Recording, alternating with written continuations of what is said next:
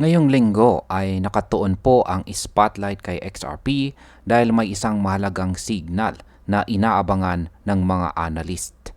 Ayon po kay Steph is Crypto, 4 na araw na lang bago magsara ang monthly candle na XRP at dito po malalaman kung may posibilidad bang magsimula ng isang malaking rally. Ngayon ay pag-uusapan po natin kung bakit napakahalaga ng candle close na ito at ano po ang maaaring mangyari kapag nabutas o hindi nabutas ang resistance level sa presyong $3.02. Kaya ayan po ang siyang ating pag-uusapan sa video na ito, pero bago po tayo magpatuloy ay pakibasa na lamang po muna ang disclaimer dito po sa ibaba ng ating screen. Ayan, bakit nga ba mahalaga ang susunod na 4 na araw para kay XRP? Yan, check po muna natin yung post dito ni Steph is Crypto. Sabi niya, 4 days left until XRP closes the monthly candle.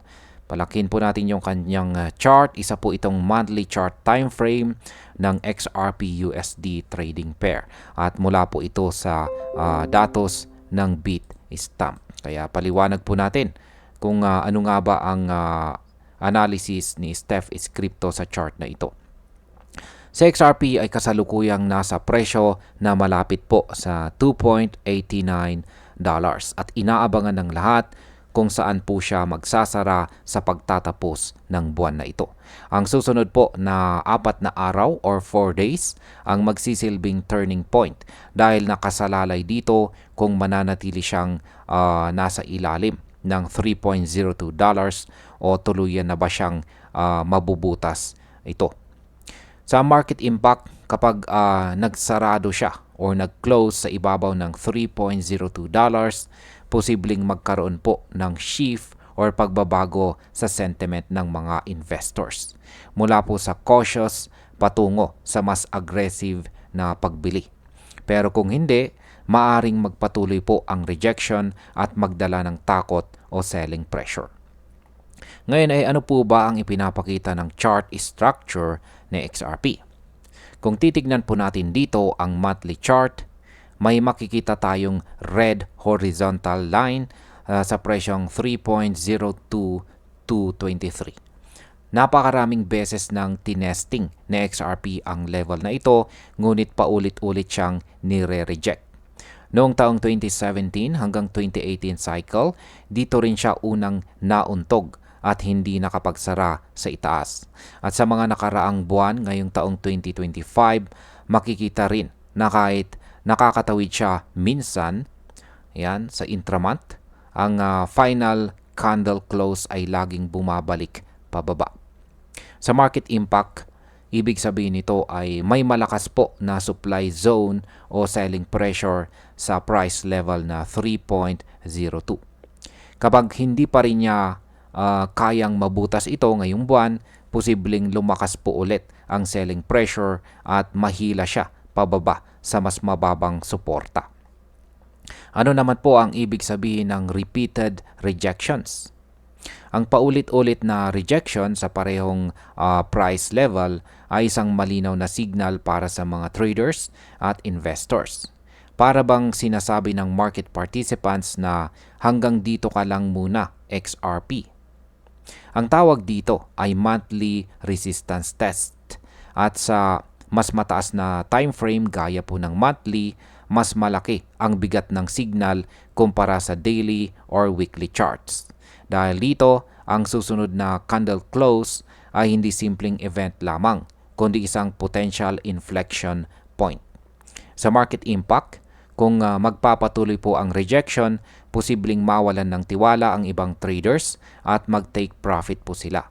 Pero kung mag-breakout siya at magsara sa ibabaw ng $3.02, malaking trigger ito para sa bagong wave ng FOMO buying.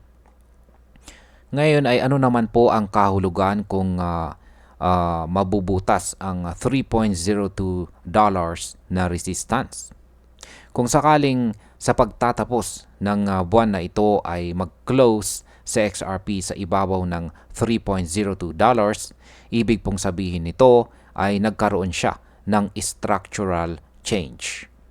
Hindi na siya limitado ng dating resistance at posibleng magbukas ng panibagong yugto ng price discovery.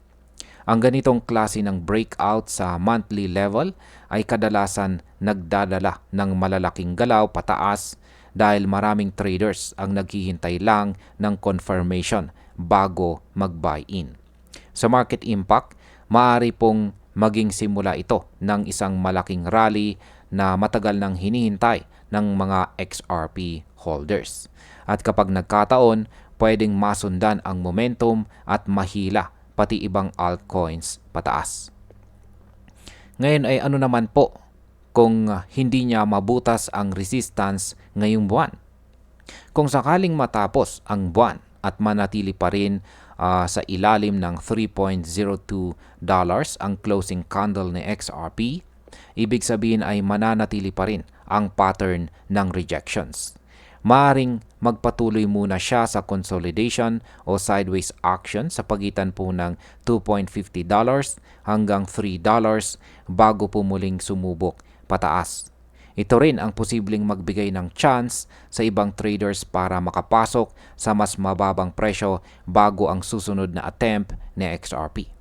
Sa market impact, hindi ito agad nangangahulugan ng bearish trend, pero maaaring magdulot ng short-term weakness at saka selling pressure. Ang mga short-term traders ay maaaring magbenta muna habang naghihintay ng mas malinaw na signal. At ayan, bilang panghuli, sa ngayon ay malinaw na ang focus po ng market ay nasa $3.02 na resistance. 4 na araw mula ngayon ay makikita natin kung sa XRP ay makakagawa ng historical breakout o kung muling madadagdagan ang listahan ng kanyang rejections. Kung magtatagumpay po siya, malaking posibilidad na makita natin ang isang malakas na rally na matagal nang inaabangan ng kanyang supporters. Pero kung mabigo ulit siya, hindi ibig sabihin ay tapos na ang laban, kundi mas lalo lang niyang pinapatibay ang kanyang foundation bago muling sumabog pataas.